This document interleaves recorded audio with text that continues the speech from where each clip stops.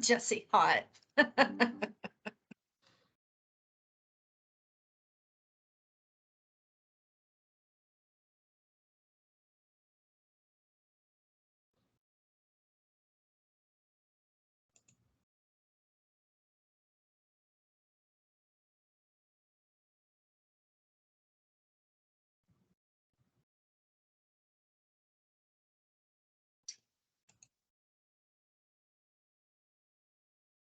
Okay, I'm going to give it one more minute because we still have some people hopping on.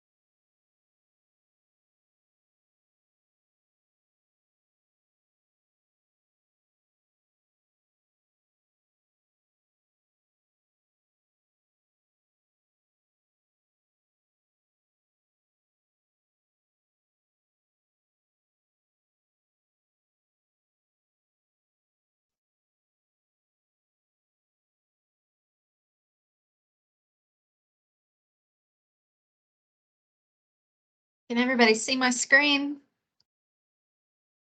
Yep. I see it. Yes. I'm going to put in a shameless Yes. plug. If you guys are not receiving or have trouble viewing or having trouble viewing the monthly Car Keys newsletter, let me know because there's a lot of good information in there. I know you guys get a lot of emails, but that is one that is for DCS that has a lot of good information. I'm a little bit, what's the word I'm looking for? Biased. So let's see here. Okay, well, I'm going to go ahead and get started. It is 12:02. Thank you guys for joining me today for the 2022 edition of Deployment 101. I am Jennifer, your Disaster Workforce Engagement Manager, and I work with volunteers on deployment, making sure they have their trainings and they have everything ready to go. To go out on a deployment, whether that's a local or a national deployment. I know we have some veteran deployment volunteers with us today, and we have some new volunteers. For you veterans, you probably will know a lot of this stuff, but there are some new things like the Volunteer Connection app that I do want you to pay close attention to. Today's agenda, I'm going to try to quickly but thoroughly do an overview of deployment for you. So we're going to talk about what is deployment, who can deploy, how to prepare, what it's like to be boots on the ground, what to expect when you're coming home, and then we will have some time for questions.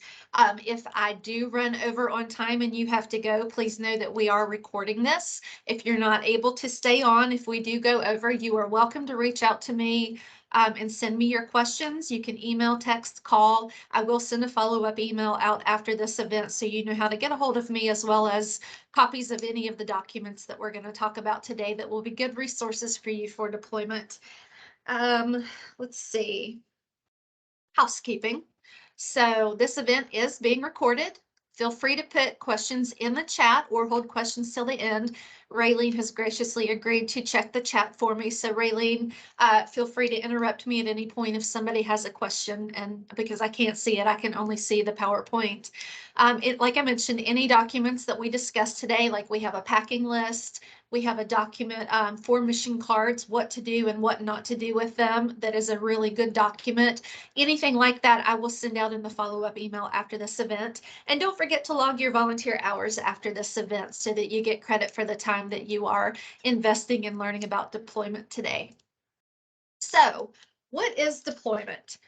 First of all, let's talk about local versus national. A local deployment is when we have a disaster relief operation, which you're going to hear me refer to as a DR or a DRO, and when that is within our region. Deployments for that can be a couple of days at a time rather than the 14-day requirement for a national deployment.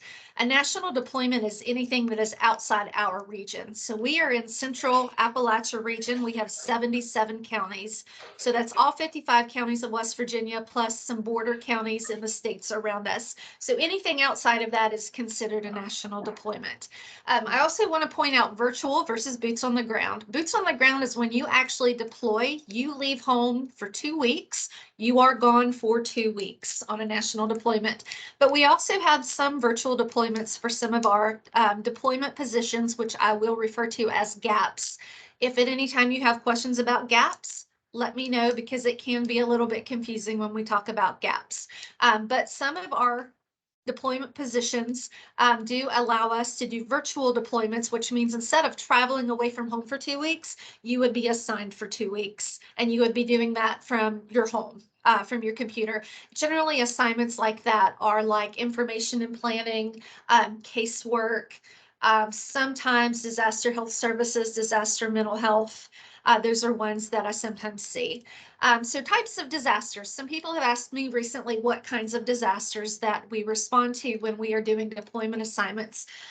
This can be anything from flooding, tornadoes, hurricanes, which we are right now in hurricane season, and we will hit peak season August 15th, I believe, and that will run till November 30th. We also have responded to derechos. We have responded to mass casualty incidents. And a couple of years ago, one of our volunteers went to Hawaii to respond for volcanic activity. So there is a wide variety. These can be natural disasters or man-made disasters.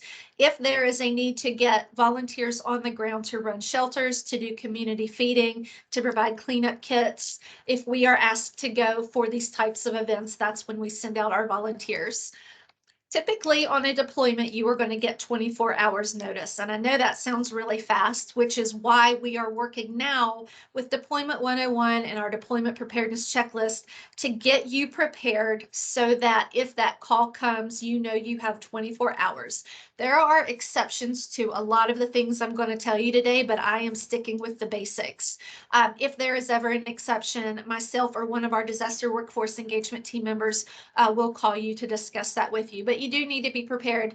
When you set your availability in the system, which we will talk about in a few minutes, you will have likely 24 hours. So if I assign you today, you need to plan to be leaving tomorrow. As I mentioned, the deployments are 14 days. So that is a day to travel to get there, a day to travel to get back, 12 days on the ground. Generally, after you have worked 6 days, you should get a day off. There are times when supervisors and managers who are very busy on a DRO forget to keep up with that. So if you are ever in an instance where you have worked your 6 days and you need that day off to sleep, to do laundry, or you would really just like to take a break and maybe do some sightseeing in areas that are safe in that area, make sure that you bring that up to your supervisor. I had a volunteer last year who went to Oregon for the wildfires, and he sent me some pictures of him with the coast of Oregon in the background. And you can see that iconic picture from the Goonies, which is my favorite childhood movie. And I was really jealous because he got to take his day off and go to the coast and see that for himself. So things like that. I've also had people in Louisiana who have taken their day off and explored Bourbon Street, or there is a veteran museum down there. There are different things to see and do as long as the area is safe. Personally, me, I would probably sleep because I get really tired. You do have to have a gap to deploy in. There are a lot of gaps to choose from, and GAP stands for Group Activity Position. I do have a gap chart that I am going to send out to everyone so that if you have questions or have curiosity about what the different gaps are, you are welcome to, take a look at that and get back to me, or your DPM or your DPS with questions. If you don't know who your DPM or DPS is, reach out to me and I can make sure that we get you in touch with them. And that would be more in the case of new volunteers who are really new to how we do things. But a GAP is a deployment position. That is a position that you complete trainings for. You earn that position, and we have the confidence in knowing that when we send you out, you have done your trainings for that and you are going to be able to do that job. We take care of all of your travel arrangements. You would never self-deploy. You would never send yourself out, hop in your car and drive somewhere. We are going to take care of your travel arrangements to get where you go. We are going to take care of your lodging, whether you are staying in a congregate shelter, which would be like like a gymnasium with cots, or in instances where maybe there isn't a lot of lodging infrastructure and they may have to put you in a hotel. We will take care of that for you. You never have to worry about your arrangements. We also provide people who are deploying with a mission card. These mission cards are loaded with money to make sure that your incidentals are covered. For instance, things that you would use that for would be to check your suitcase at the airport going and coming home. If you're working out in the field doing disaster assessment and we're not doing any feeding around you and you need to buy lunch, you would use your card to go buy lunch. And we'll talk a little bit more about mission cards in a minute, but do know that we provide you with some funds, and these are donor dollars, so we need to use them efficiently and we need to be wise about it. And we have to keep our receipts for that to track where the expenses are, but we do want to make sure you are fully taken care of. And what I will add on top of that is when you guys deploy, I try to do at least one check-in a week with you guys to make sure that you are doing okay. And I encourage you to reach out to me directly while you're on your deployment. If you have questions, if you have concerns, if you have, if you've tested for COVID while you are on the deployment, which again, we'll talk about in a few minutes, but you are always welcome to reach out to me and I will do whatever I can to help you if you're not getting the help that you need from your supervisor or from staff services on the DRO. Raylene, any questions so far? The only question we had was from Patricia. She had asked for an explanation of what GAP means, and Okay. you covered it for her, so we're all good there. And Patricia, again, I will send out that document that will show you all the gaps, and it will actually give a brief description of what each of those categories are. Like there's mass care, there's logistics, staff services, things like that. So it'll give you a good generic breakdown. And then if you have additional questions about that, any of us are available to answer those questions. So let's talk about who can deploy. Someone who is going to deploy for disaster needs to be at least 18 years old. They do have to have a current valid driver's license, which we have to have documented on their profile, and they have to have a clear MVR record, which we run that report on our end and make sure that it comes back green is good. So as long as it comes back green, we're good. And the reason that they want you to have the clear MVR and the driver's license is when you're on a DR, we'll talk about how you need to be flexible. You could be doing a job in sheltering and someone needs supplies and they don't have a logistics supplies person who can bring supplies, or maybe there's a volunteer at the airport that needs a ride and they ask you to take a rental car and go get that person. They need to know that if they ask you, you are cleared and able and ready to go to take that car and safely go get someone and bring them back. As I mentioned, you do have to have a GAP. You do need to be up to date on your training for your GAP. Some of the trainings change every year. It seems like we have an update to a few of them. Workforce engagement works in reviewing your gaps in your trainings to make sure you are up to date. And we try to communicate that out on a regular basis to make sure you guys are up to date. And I can tell you that we are doing some review on that right now. So we will reach out to you and let you know if there are any courses that have changed, any updates, or any new ones that have been added that you need to take that will be helpful to you. The purpose in the training is, number one, so you are prepared safety wise for you to be safe, for your clients to be safe, and for the other volunteers to be safe. We want you to be as prepared as possible to do that job when you go on a DR. I can imagine that it would be really frustrating to show up and have absolutely no idea what you're doing. It would be frustrating for you, for your supervisor, and for the client. So we just want to make sure that you are comfortable and that you know all the things that you need to do, and how things need to go. And also for you to understand Red Cross procedures. We have to make sure that we are being responsible for donor dollars. And part of that is following those procedures that have been carefully written and laid out with a lot of input and a lot of thinking to make sure we're doing things right, to serve our clients the best that we can when they need us. Let's talk about COVID for just a second, because we have been living under this COVID cloud for 2.5 years now. This year, you can deploy regardless of your vaccine status. If you have not submitted your vaccine status card or uploaded it, You can either upload it yourself or you can send it to me and I will upload it for you. It is a confidential thing. So myself and volunteer services are the only ones that are allowed to see those and upload those out of respect for your privacy. So if you have not done that and it's not showing in the system, then we are going to assume that you are unvaccinated. Anybody who is unvaccinated who deploys has to wear a mask at all times on a DRO. That is the current rule. If you are vaccinated, you don't have to wear a mask unless you are working in a shelter. If you are a shelter worker, you have to wear a mask at all times. That is for your safety and that is for your client's safety and the safety of the other volunteers. Let's say you are working in logistics and you have to make a drop at a shelter. While you are at the shelter, you have to have your mask on. Oh, give me just a second. I'm so sorry.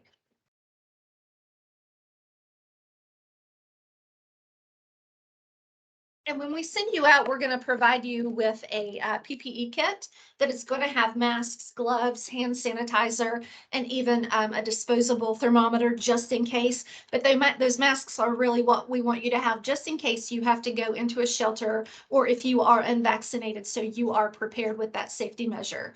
Any questions specifically about COVID? I want to go ahead and put that out there just so I make sure we have time for that. Okay, I'm not hearing anything, so I'm going to move on. Again, you do have to have 14 days of availability at a time. I had someone email me last night and ask me about the 14 days, and I'm not sure if he is on today, so I will get back to him. When you set your availability on your profile, which we will talk about, I would say don't just set it for 14 days. You're going to want to set it, you're going to want to have some cushion area before and after that. The reason for that is I cannot guarantee to you when we are going to have assignments, when we're going to be able to get people out the door, or even when a disaster is going to occur. So if you are only putting 14 days, that doesn't give us any wiggle room to get you out the door and get you back. So just keep that in mind.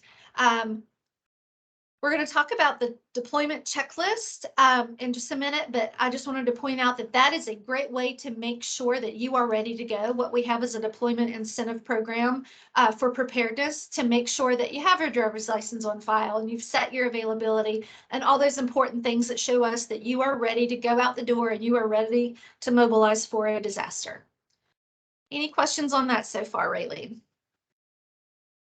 Nope, we had one question about MVR, but we got that answered and we're good to go. Thank you. Okay, very good. Okay, additional requirements for deployment. Raylene, I did that picture just for you. Thanks. I also enjoyed the Captain America and the prior slide. So some additional things that you really need to have if you want to deploy. You really need to have a desire to help. And when you are on a DRO, it is going to be physically, mentally, and emotionally hard for you. You're going to see people hurting. You're going to see maybe communities decimated. It's going to be hard to process those things. You're also going to be around clients who are going through some of the hardest times of their whole life. And you're going to be around volunteers who have possibly been on the DR for 2, 3, 4 weeks. And maybe some of them are even local folks who have been personally affected by the disaster. They're not going to be happy. Some of them are going to express that in anger or frustration. And you just need to remember, to be kind and compassionate to everybody, even when you're frustrated. Sometimes you need a reminder to go back and remember why you're there, and you're there to serve. You're there to help others in their time of need. So I just want to, let you know, to have that desire, sometimes you're going to have to remind yourself of the reason why you're there. You're going to need patience and flexibility when you go on a DR. Our veterans will attest to the fact that you may show up and you may not receive your assignment for a day or two, maybe longer. I want to explain to you that sometimes these things happen because a DRO is constantly evolving to try to meet the needs of the community that's impacted and the clients that live there. And sometimes that means there are changes to how many sheltering folks they need versus how many feeding. They may have brought you in, but they're having to reassess and see, do they really need you in sheltering or do they need you more for feeding? And with that, I want to add that you may go as a sheltering person and get there and they may need you to do feeding instead. You need to be flexible enough to accept that, and they will train you while you are there to do what it is you need to do. They're not going to just send you out and tell you to do feeding when you have no idea what that is, or put you in a shelter when you've not had any sheltering. There are opportunities on DROs to do training. So I want you to take some comfort in that, but that patience and flexibility is really important. The patience, I always tell people, make sure you take a book. If you have your smartphone, if you have a game on it, take something to entertain yourself if you do have some downtime. You are also always welcome to revisit trainings that you've done for your GAP, or even take some new trainings while you were there. Make use of that time. Rest. You are going to be really tired, so if you have an opportunity to rest up before you get started, take advantage of that. We're going to talk in a couple of minutes about the Volunteer Connection app, but I do want to point out you need to have this app downloaded on your phone this year.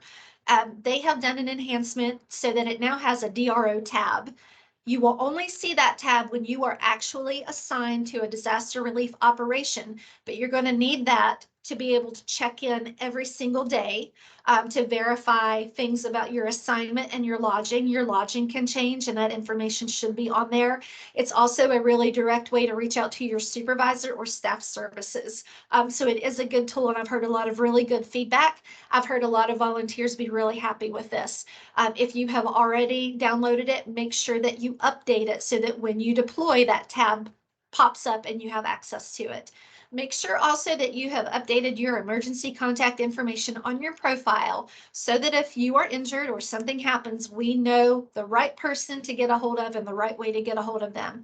I also really, really, really need you to make sure that you have verified that the primary email address on your Volunteer Connection profile and your primary cell phone number are current, and are ones that you check regularly. That is going to be really important when you deploy. You're going to receive what is called DRIS messages, and they are going to use that email address and that phone number. This is going to be really important information. If you are en route and they change the destination city you have to go to, they're going to text you on that phone number and tell you. When you get to the airport and need to know how to get to headquarters, they're going to text you and tell you if you are picking up a rental car, or if you are meeting someone, or if you are taking a shuttle, or you need to get an Uber. So that is really, really important. You need to be willing to follow the policies and procedures of the Red Cross. Anytime you have a question about how something is being done, if you have concerns about things not being done the right way, please speak up in a respectful way. Please go to your supervisor. If you're not making headway with your supervisor and it seems to be a continuing problem, you can go to your manager, you can go to staff services. You can always call me. When you are on a DRO, you are no longer our volunteer. You are that region's volunteer, but you can still always use me as a resource when you have exhausted all other options. But it's really important that you follow those policies and procedures. Those procedures have been set by a lot of folks with a lot of experience who have put a lot of thought into how is the best way to get things done. If you are belligerent, if you are argumentative, if you make decisions on your own to take action that do not fall within the lines of our procedures, you and I are going to have a really uncomfortable conversation when you get back. You're possibly going to be written up, and it may impact your ability to be able to deploy in the future. Again, if you have concerns about things you see, please report those. And if you feel like you're not getting anywhere, you can escalate that to manager, staff services, or myself. So don't keep it to yourself if you see something's going wrong, but please also try to handle it in the right way. Be respectful of your supervisor. Ask them. It is absolutely okay to ask a supervisor, why did we make the decision to do this instead of doing this? And they will give you the reason. They should give you the reason. And then just a reminder, like I mentioned, just remember to be kind and compassionate to everybody, clients and other volunteers. Like I said, you never know if you're working with a volunteer who has been personally impacted or has already been on the assignment, for a month. So just remember to try to be kind and compassionate to everybody. Any questions about any of that so far? Okay, I'm moving on. Jen, Yeah. Oh, yes. Patricia asked for your contact information. Is it okay if I pop your email and phone into the Absolutely. chat for her? Absolutely. And it'll also be in that email that I send out. All right. And for anyone looking in the chat, we also had a question of how to find the Volunteer Connection app. I posted the links for those in the Awesome. chat Thank you. as well for both Apple and Android. Thank you. and I'll include those in that email that goes out also. So now we're going to talk about, just for a second, the deployment preparedness checklist. Last year, we started to do the checklist to try to cover all of our bases in getting volunteers 100% prepared for mobilization. If you have not received the checklist, if you're not familiar with the checklist, reach out to me. We are in the process of reviewing a lot. I have reviewed a lot. I have not reached out to volunteers yet because honestly, the last month has been hectic with a lot of preparation, a lot of hurricane parties, and a lot of projects. This next week and a half, this is going to be my focus, to get this cleaned up and ready to go so that we are all prepared for mobilization when that call for help comes in. If you have not filled out your checklist already, you are welcome to reach out to me. I will also include a link to it in the follow-up email. Myself or one of the workforce engagement team members are going to verify that all of the tasks on the checklist that you have commented on are actually complete. If there's anything that hasn't been done, for instance, if we are missing an MVR, if we need an updated license for your profile, we will reach out and ask you about that. If you have not set your availability, we're going to ask you to set your availability. I also have a document, step-by-step instructions on how to set your availability on your profile in Volunteer Connection. I will share that as well. That availability is really, really important for me, and I'll explain in a few minutes why. When you're ready to go, when everything is taken care of, you are going to receive a new t-shirt to take on deployment with you this year. So that is also really exciting. And again, if you haven't completed the checklist, you can reach out to me, or you can access the link in the email that I'm going to send. Any questions? Okay. Now back to the app in deployment, I'm sorry, in Volunteer Connection for deployment. Raylene has listed the links to the app stores. Thank you, Raylene, for that. If you already have the app, make sure that you have gone into your phone and updated the app so you have the newest version.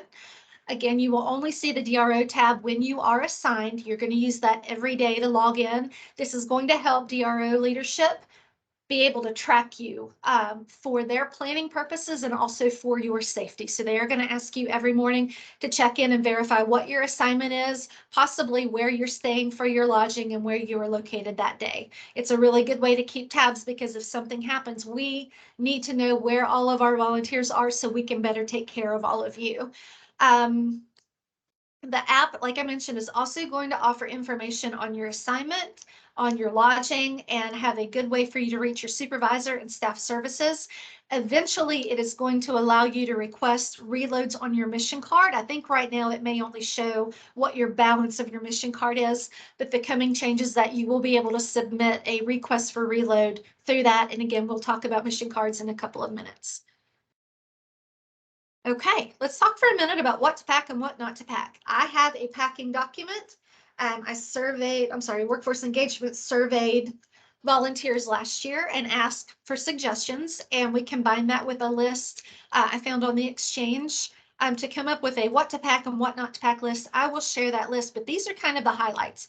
You want to make sure you take your PPE kit, which we are going to provide to you. That is what has the masks in it. You want to make sure that you take your ID badge. If you don't have an ID badge, let me know, but that is one of the things we're checking on the checklist, because when we create an ID badge, we go into your profile and we mark the day that we put it so we know you have a badge that's good for a year. If you have a smartphone, make sure you take that smartphone, because you're going to need to use that Volunteer Connection app, your mission card. I will tell you with mission cards that I know that when you have met all of the requirements on the checklist and you are wanting to deploy, I'm going to go ahead and send you a mission card so you are ready to go. I do try to get those mission cards out regularly, so when you deploy and come back, I'll go ahead and send you another one to make sure that you are ready for your next assignment. Because if you're leaving in 24 hours and you don't have a card, it makes it really challenging to get a card to you. If I'm not able to get a card to you, your DPM or DPS can most likely work with you to get you a card, but I try to alleviate that by sending one out early. You also want to make sure you have your driver's license, your insurance cards, anything that you think that you are going to need should something happen. You want to make sure you take appropriate functional clothing and shoes. Some people take jeans, some people take capris. Pockets in clothing have been recommended so that you can hold things. We do have a new notepad this year by request, because last year I was asked if we could get notepads, pocket-sized notepads for volunteers to keep in their pocket to take notes on, and things like that. So we do have that this year. Just think sturdy shoes. You don't want anything open-toed. Comfortable shoes, because you're more likely than not going to be doing a lot of walking. For bedding, you need to be prepared to be in a congregate shelter. I believe in general, when you're in a congregate shelter on a cot, they'll provide a blanket and a small pillow. So if you have a special pillow, or if you want to take bedding, you need to make sure you have room in your suitcase for that.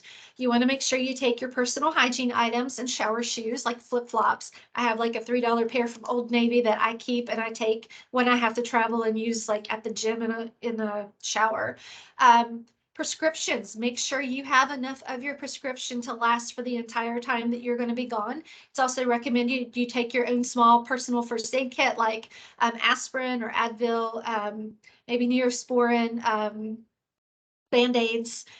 Again, I would recommend you take a book or something to entertain yourself if you do have some downtime. Some people have recommended that you take earplugs if you are staying in a congregate shelter. Someone mentioned to me this week non-perishable snacks. I think it was Brenda who's on the call. We were talking about non-perishable snacks like peanut butter and crackers, or like protein bars or Slim Jims, beef jerky, things like that. When you are on a deployment, the days are really long and really hectic, and you might need that extra snack. You might be in a situation where you don't get to eat lunch late. So it's better to be prepared than not be prepared. What not to pack. Don't take too much stuff. You need to keep in mind that just because you start out in lodging in one location, that doesn't mean you're going to be there for a full 2 weeks. They may move you to a different city, different town, wherever they need you to go to continue doing your assignment, and you need to be able to be mobile very easily. So you don't want a big bulky suitcase. You don't want to take too much. I have been told, take one pair of shoes, take 5 days of clothing, and then on your day off, you can do your laundry. That is up to you, but multiple people have told me be really careful, try to pack as light as you can and be smart about it. Don't take, a lot of jewelry or expensive items or unnecessary things. Because they could be lost and we can't replace those things. Don't take things that are easily broken, and don't take excessive cash with you. Again, I will send out our packing tips document when I send out that follow-up email. Do we have any questions so far? Okay. There are no new questions in the chat. Chip made the statement that in staff shelters, they try to have pillows available, but they're not always there early on. So be prepared and be flexible. I will speak from personal experience. Bring your own pillow. Yeah, I know that I would, because I have a special pillow. Thank you, Chip, for adding that. Okay, so we're going to move on to when you get the call. And yes, I made that meme this morning. So when you have completed your checklist, you have checked all the boxes, you've set your availability, you are ready to go. I'm monitoring the door, and again, I can never remember what DOOR stands for, but that is where all of the assignments are listed that need to be filled for disaster relief operations all around the country. It's going to give me the DRO number, it's going to give me the location, the reporting location, any special notes, like if they need somebody there on a specific day, if they need them to cover a specific shift, they're going to tell me if it's on the ground in person or if it's virtual. They're going to provide all that information to me. And what Workforce Engagement is going to do is, first thing, we are going to pull the availability report. This is going to show us all of the volunteers who have set their availability and are currently available as of that date and at least 2 weeks out. It's also going to show me the gaps that they have, so I can match that up to what the needs are on the door. We are going to start by calling those folks first because they have set their availability, and in theory, they are packed up. They have a to-go bag. They are half packed up and ready to go the next day in 24 hours. They are expecting this and ready to go. We're going to call those folks and we're going to talk about the assignment. If we can't fill all of the assignments with the availability list, we will then pull a gap report. So sorry. We're going to then pull a gap report and see who else has those gaps that are needed. And then we'll do a call down and see if anybody else has availability to go. I want to stop there and tell you that if you are offered an assignment You know, obviously we want you to say yes. We know not everyone is always available. Things happen, life happens.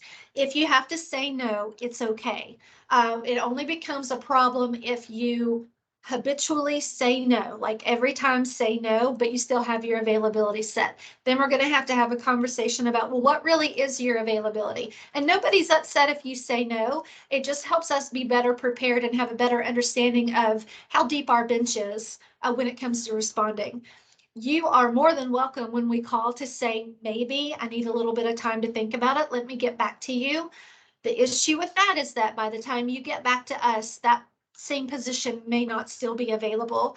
What you need to understand is when those positions are on the door, there are me's all over the country who are trying to fill those positions. So it is, you know, if you need time to think about it, check with your spouse or partner, you know, try to find a pet sitter, whatever it is.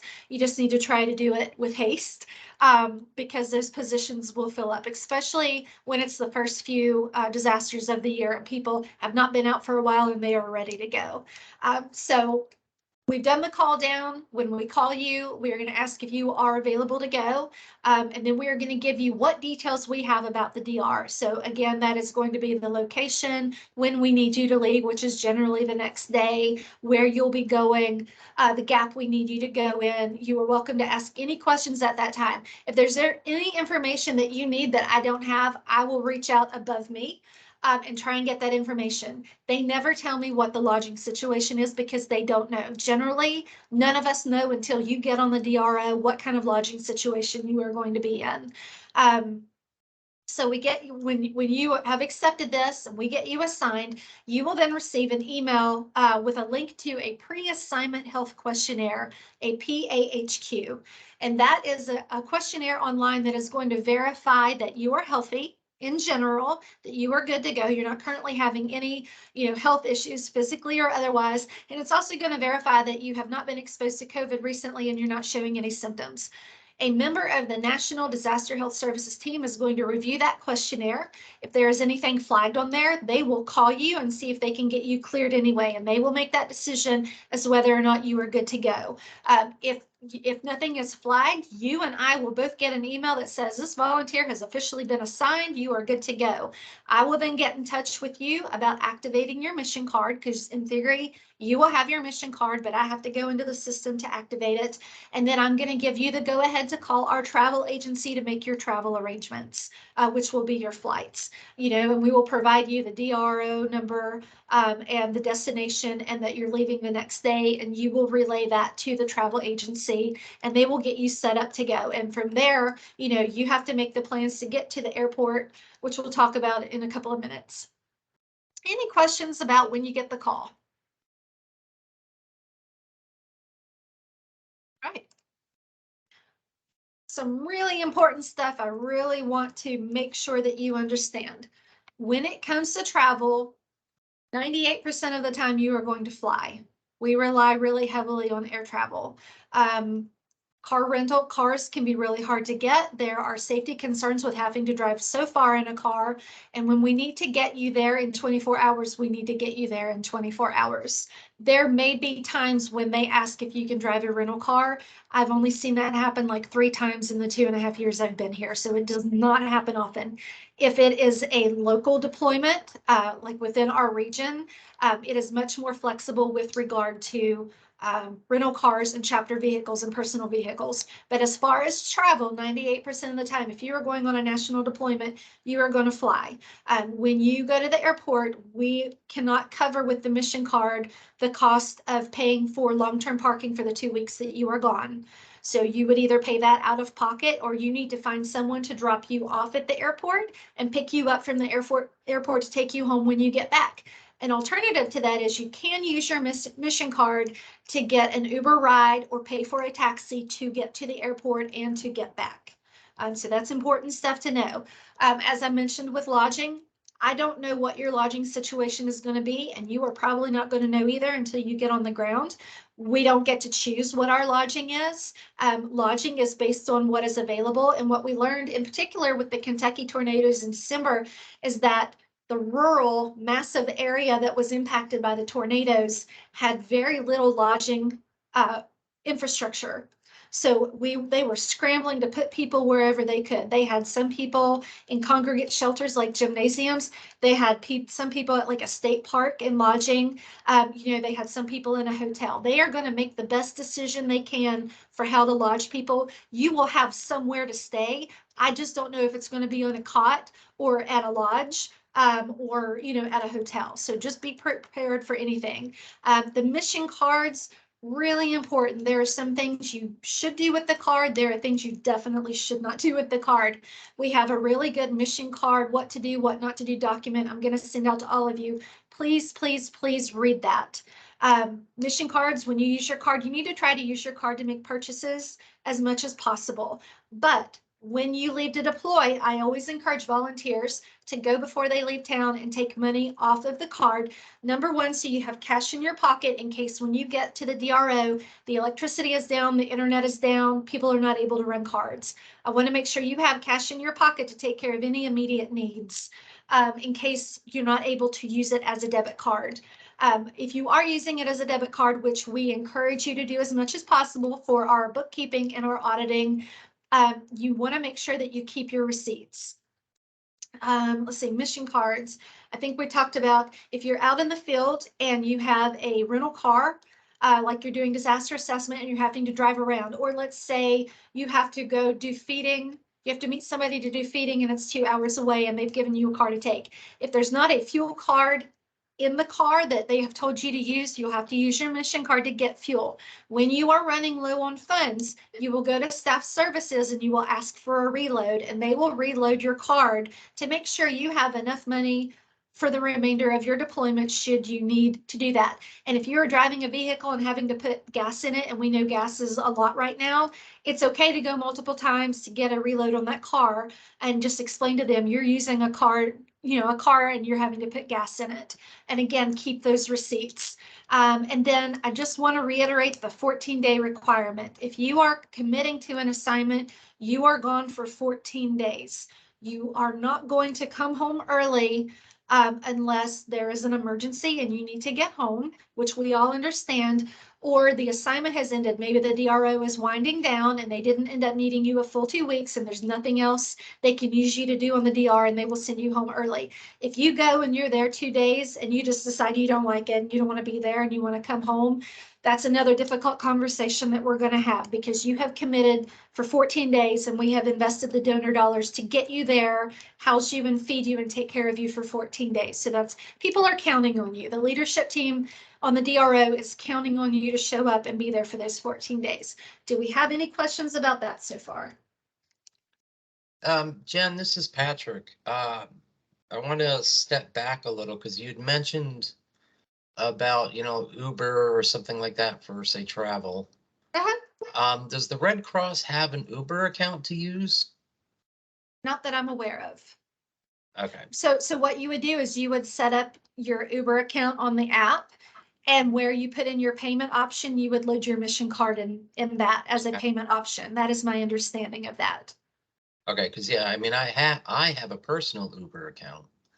You just want to make sure that when you're using, when you're loading that mission card in as the payment, you're only using that as the payment for when you're traveling on the DR, and don't accidentally use that like if you're going around town and going to dinner and you need a ride, you know what I mean? But I will tell you that after you leave the DR, I forget what the time period is on it, but shortly after you leave the DR, they close down your card.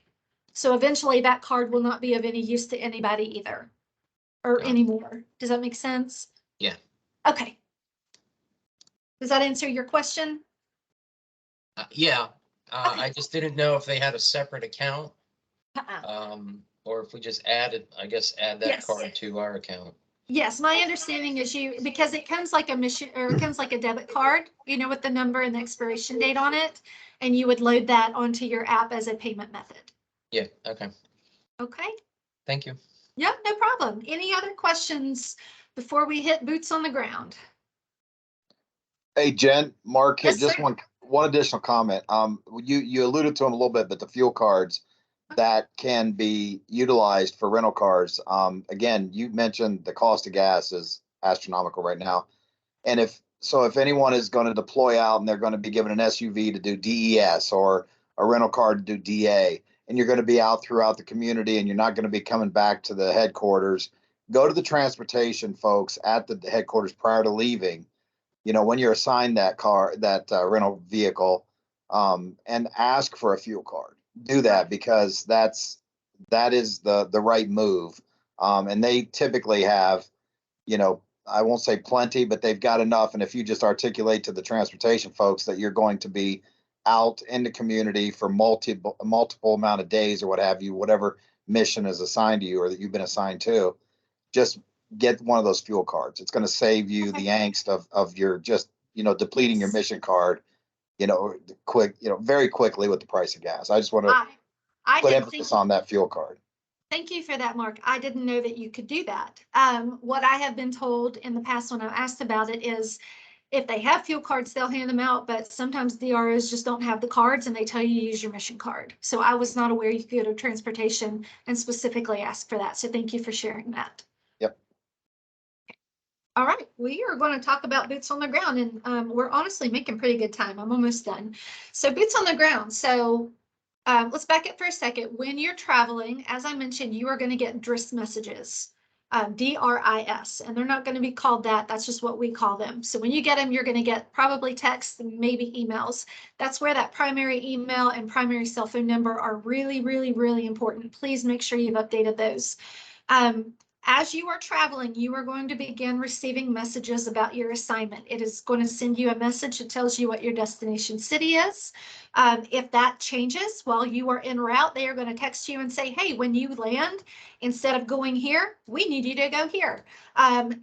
If you are getting there late, they may send you a message that says, hey, don't report to headquarters first because it's so late and nobody's going to be there.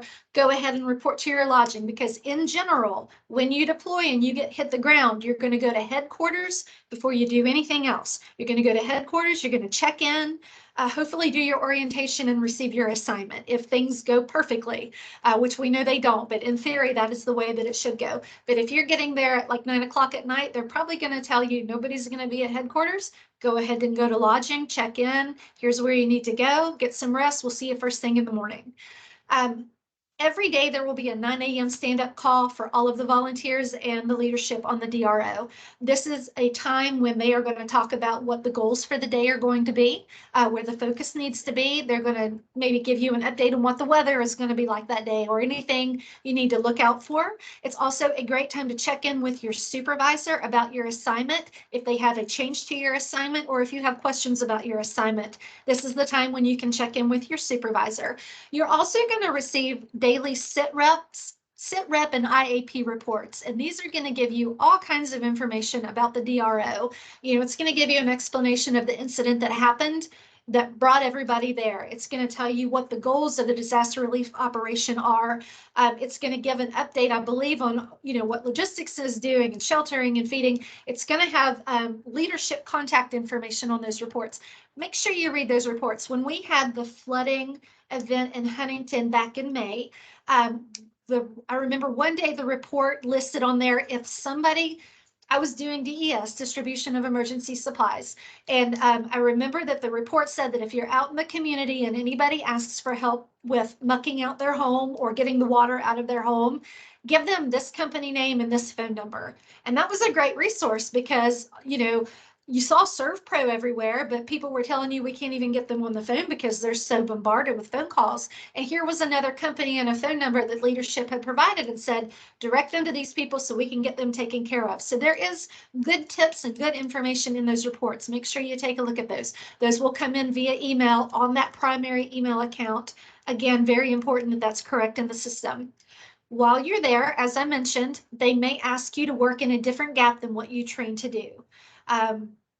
They will provide you the training and the guidance for how to do that job.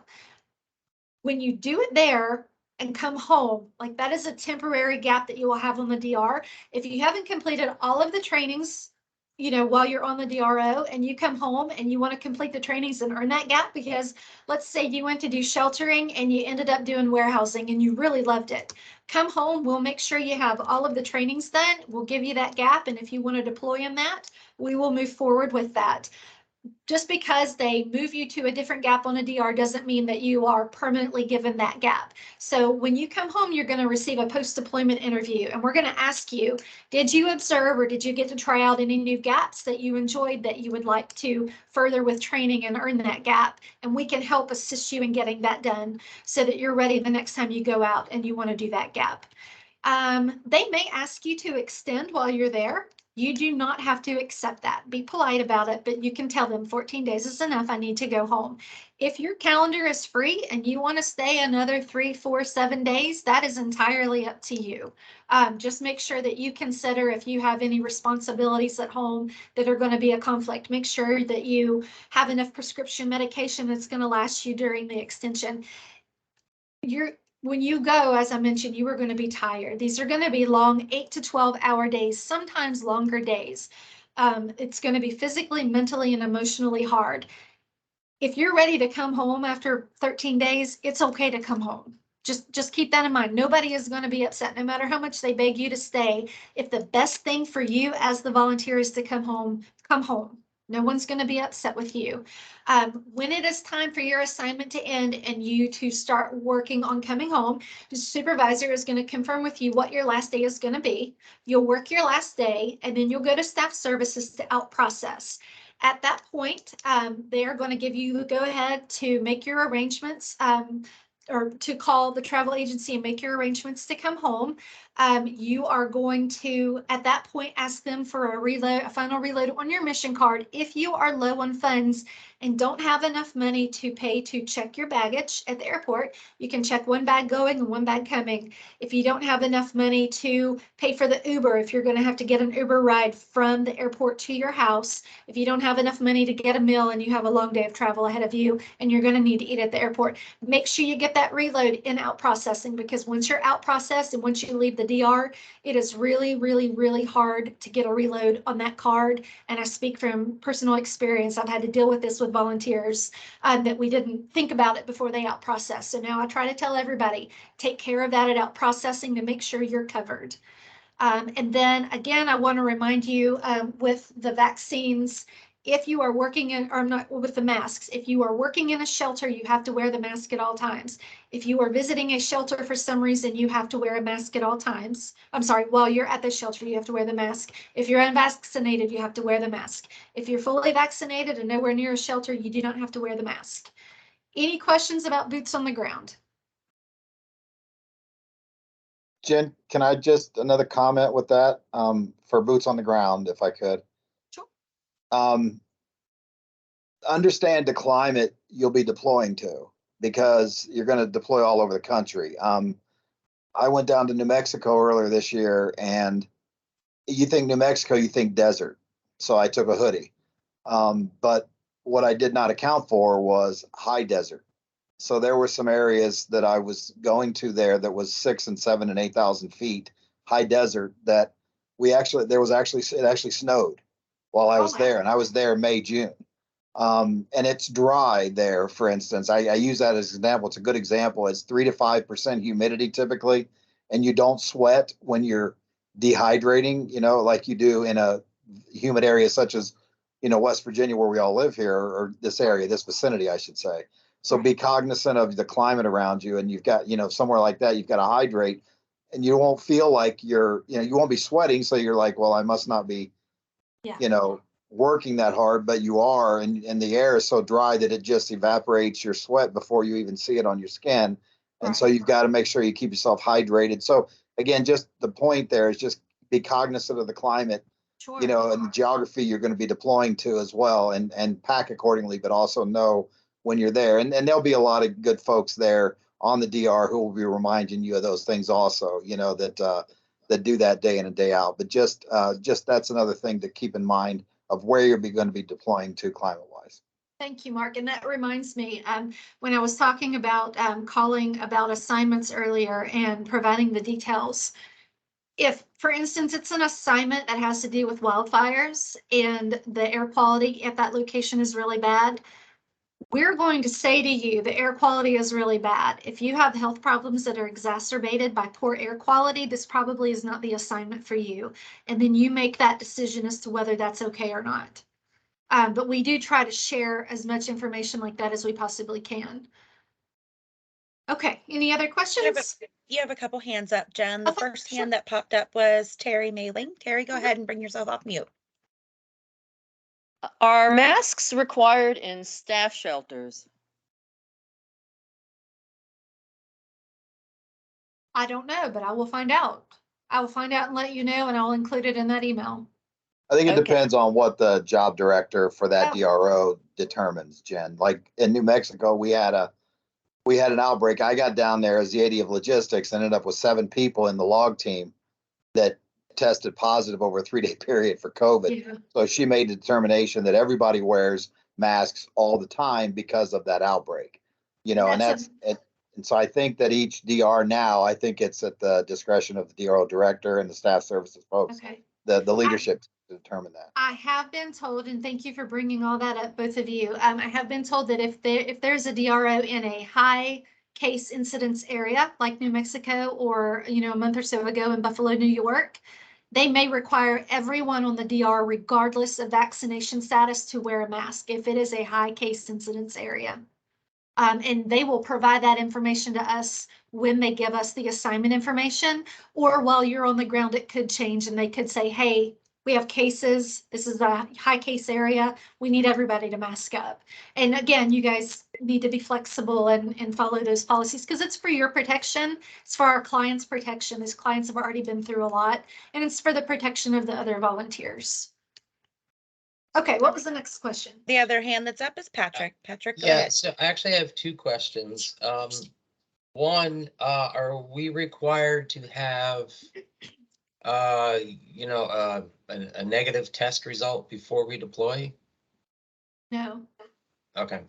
But so in the first year of this, we had to do some testing and even last year we were having people test before they came home. My understanding this year is, we are doing the screening, and thank you for asking this. We are doing the screening with the PAHQ, the pre-assignment health questionnaire, before you leave, before you are fully assigned. And then if you are there and you are experiencing symptoms, or you are aware that someone has tested positive and you were directly exposed, you need to report that to DHS on the site and you need to report it to your supervisor. I also ask that you let me know just so I can make sure that you are taken care of. I don't want you to fall through the cracks if you're having symptoms, you've been fully exposed. I feel like I'm a mother hen and you guys are my baby chicks, and I need to make sure you're okay when you're on the ground. So if you would share that with me, I would appreciate it. I had a volunteer in New Mexico a couple of months ago. He texted me on a Saturday and said, I just tested positive for COVID. He had never had it before. He was fully vaccinated. And what they did was they quarantined him for 5 days. They had him test. He was positive. They quarantined him for 5 days. They moved him to a motel where he had his own room and where he could have food delivered without coming in contact with anybody. On day 5, he had to test again. If he tested negative, they would let him come home. If he didn't test negative, they would keep making him test every day until he was negative before they would let him come home. And my thing with that was he let me know so I could check in on him throughout these 5 days, make sure his needs were being met. But that is my understanding of how it's working right now. They didn't ask him to test when he got home. If you want to test when you get home, you are welcome to do that. Right now, it's not a requirement that I'm Yeah, aware I of. was just curious because if you need to get, say a doctor, whatever, it could take more than 24 hours to get that. So would they accept like a home test if they needed it or something like that? So the second question refers back to the clothing question that came up. And I'm sorry, I don't remember who actually brought it up. If you're going on deployment and you could get redirected halfway across the country, doesn't that make it a little difficult to prepare for where you're going? I've never seen them redirect someone, like they might send you to a city 50 miles away, like Medford, Oregon versus, and I don't know the distance, but Medford, Oregon versus Portland was the Yeah, first okay. example that I thought of. They may tell you to go to one instead of the other. But I've never seen them actually send someone to a completely different DRO, to a different state or anything like that. Or they may have you go, they may tell you that you are going into, the border of Louisiana and then redirect you and tell you to go into Texas across the border from Louisiana, because of bad weather and they weren't anticipating that the roads would be that bad, or an airport had to shut down or something like that. I've never seen them actually send you to a different DR. And others, please speak up if you have seen that, staff, please. But in my 2.5 years, I've not seen it be that big of a difference. Okay, thank you. I think you're right, Jen. The climate and at the DRO location, it should be fairly consistent that however you prepare in terms of packing for that, you should be good if they do redirect you elsewhere within the DRO confines, Yeah, I was just thinking packing layers. Sure. No, Yeah, it's right, a good question. Yeah, That's why I an took the excellent hoodie. question. If I'm deploying to Texas, I'm not gonna pack my parka. But back to Patrick's first question too, though, the DRs have an ample supply of COVID test kits as well.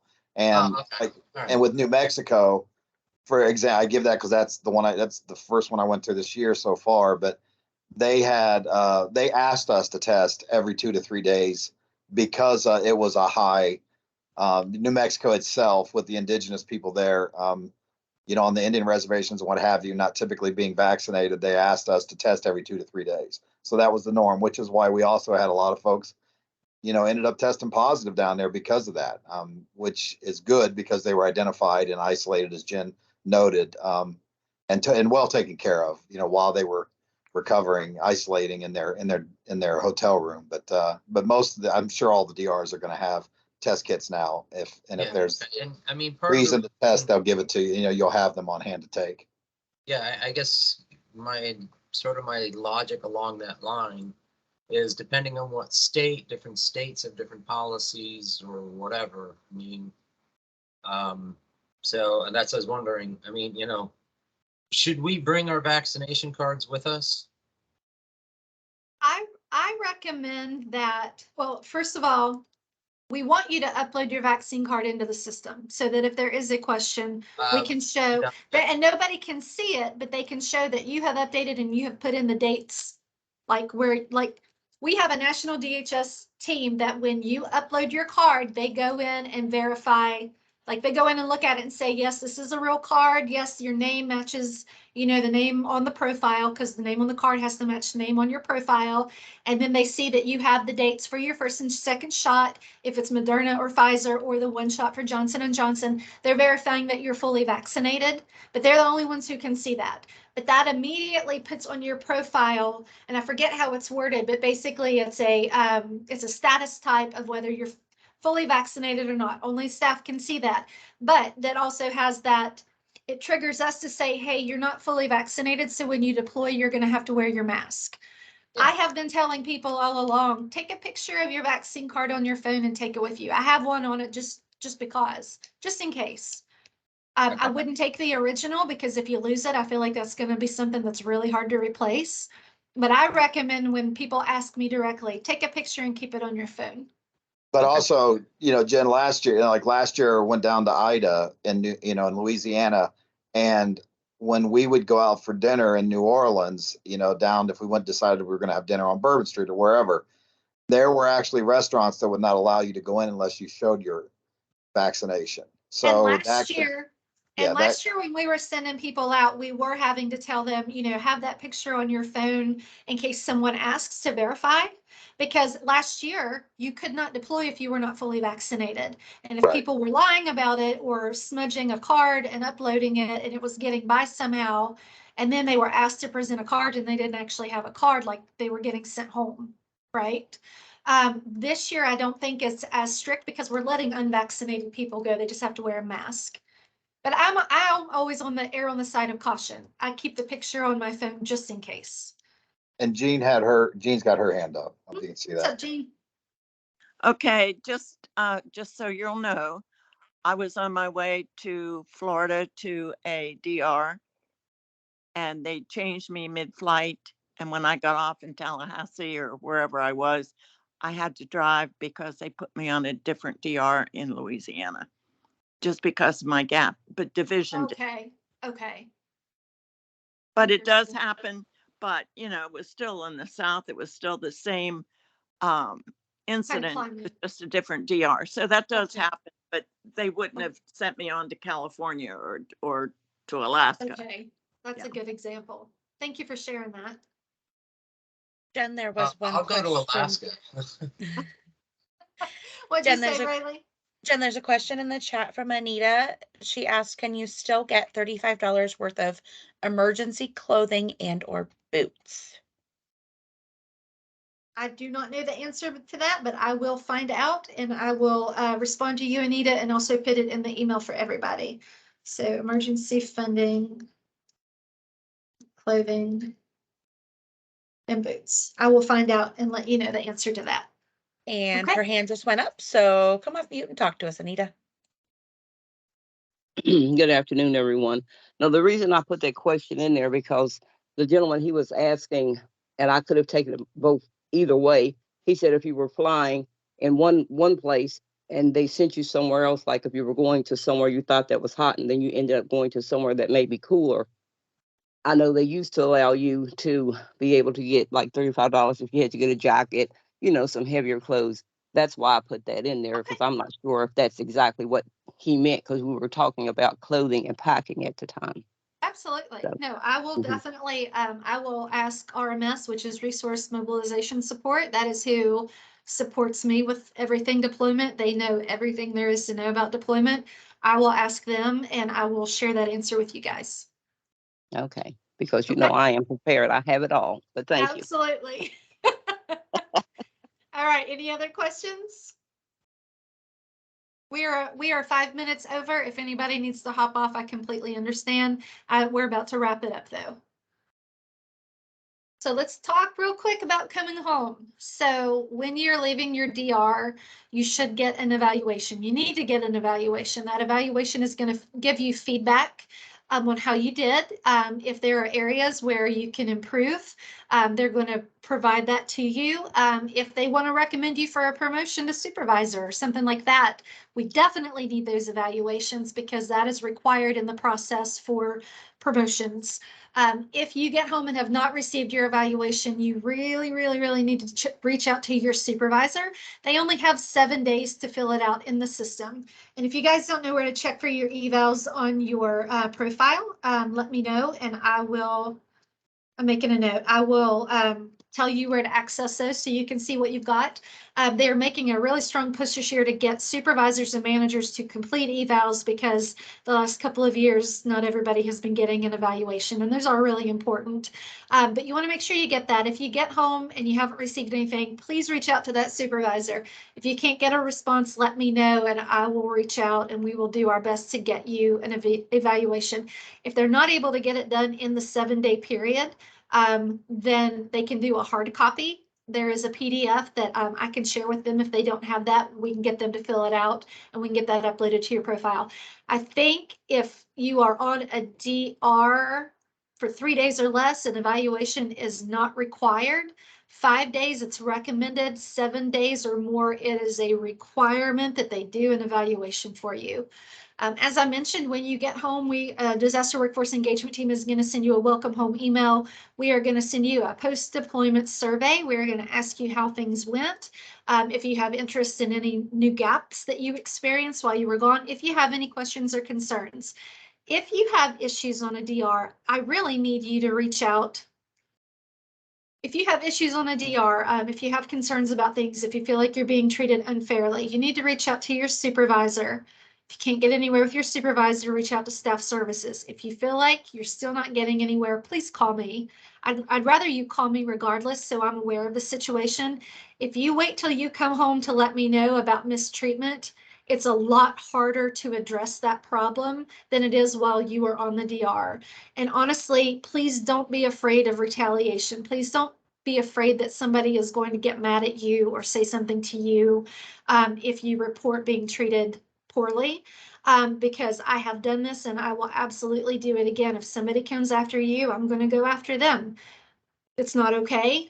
we need to take care of these situations. And I'm not saying that this happens all the time. It's rare occurrences. I've had to deal with it 2 or 3 times in 2.5 years, but I want you to know that I'm on your side. I'm here to back you up, but I need you to communicate with me when you're having problems before you leave the DR, because again, it makes it a lot harder to get a resolution on those problems after you've come home and perhaps that volunteer has already left the DR and gone to their home region.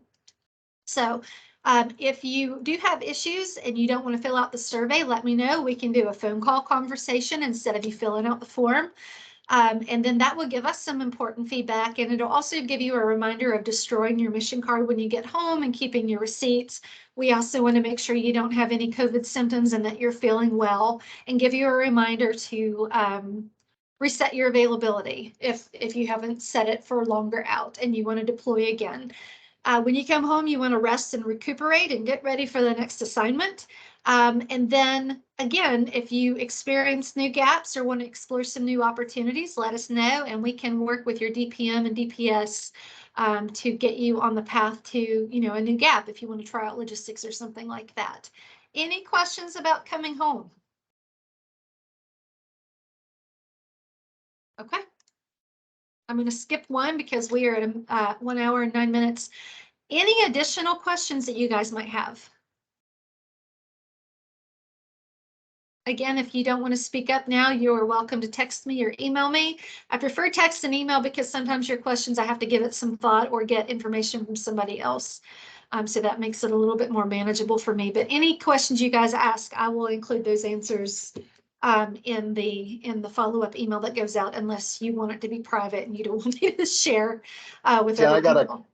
got a comment if once we get past all questions, if there are any, I've got a comment on one more I want to make if I could. Okay. Any questions about mission cards, lodging, travel, availability,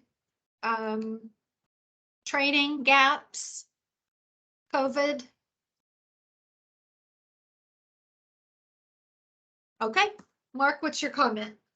So I was kind of looking down through the attendees here, and a lot of names, new names that I don't know. So I'm assuming new volunteers. So it's perfect for them, obviously. But I want to go back to something you had said. I know we're over time, but I want to go back to, if you're asked to extend.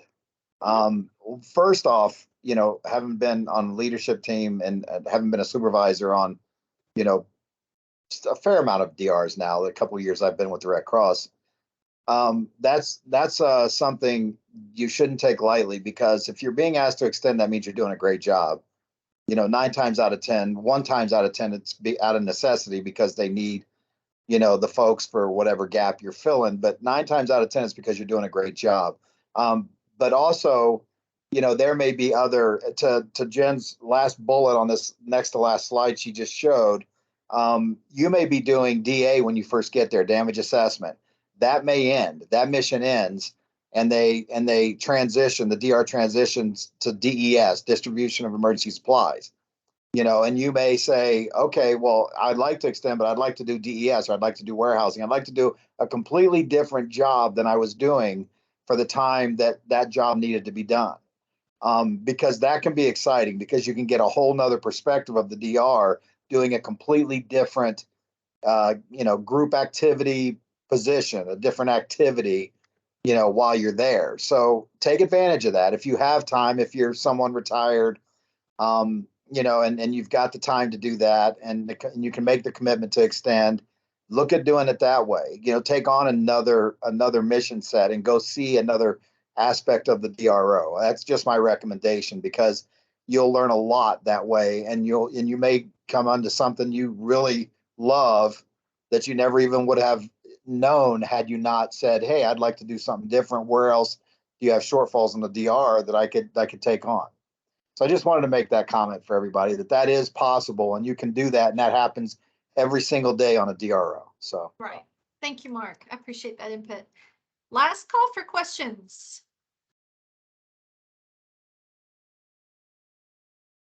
That is not the right one. Oh, here's where I'm going. Ah, I got lost.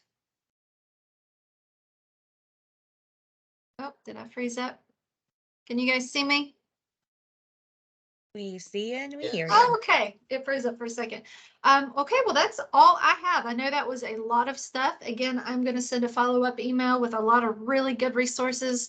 Please do not be shy about reaching out with questions or concerns. I am happy to walk through all this. If I don't know an answer, I will do my best to get you an answer. We will figure it out together, if nothing else. Raylene, I think, has put my contact info in the chat. And again, it will be in the email that I send out. Thank you guys so much, veterans, for the deployments you have done in the past and all the people that you've helped. New volunteers, I'm really excited for you guys to get your toes wet and get out on the ground. I got my start with disaster at the 2016 West Virginia flood as an event-based volunteer. I wandered onto a Red Cross site. It got in my blood. I'm a staff member now, and it means the world to me to be able to help people who are hurting. And I'm happy that you guys are here and part of the team. And if there's anything I can do to support you, please do not be shy. Please reach out to me. Okay? All right, you guys have an excellent rest of your week, and I will talk to you soon. Thanks, Jen. Thank you. Thanks, Okay. Take Jen. care, everyone. Bye, guys. Thanks. Bye. Thank you all.